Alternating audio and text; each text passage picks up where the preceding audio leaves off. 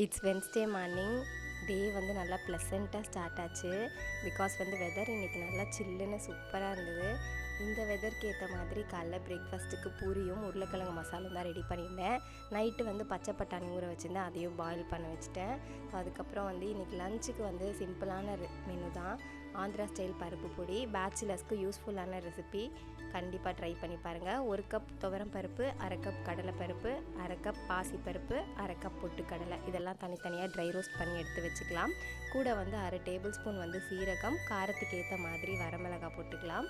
4 பல் பூண்டு, கொஞ்சமாக கருவேப்பில்லை, இதெல்லாம் ட்ரை ரோஸ்ட் பண்ணிவிட்டு ஃபைனலாக கொஞ்சம் கல்லுப்பு, பெருங்காயத்தூள் இதை ஆட் பண்ணி அப்படியே பவுட்ரு பண்ணிவிட்டு, நீங்கள் பேச்சுலர்ஸாக இருக்கீங்க, ஹாஸ்டலில் இருக்கீங்க அப்படின்னா இந்த பொடி உங்களுக்கு கண்டிப்பாக யூஸ்ஃபுல்லாக இருக்கும். சுடு சாப்பாட்டில் நெய் போட்டு சாப்பிட்டிங்கன்னா சூப்பராக இருக்கும். இட்லி தோசைக்குமே இந்த பொடி ரொம்ப நல்லாயிருக்கும். இன்றைக்கி வந்து ரசமும் கொத்தவரங்காய் பொரியலோடு முடிச்சிட்டேன். வீடியோ பிடிச்சதா லைக் பண்ணுங்கள். தேங்க்ஸ் ஃபார் வாட்சிங்.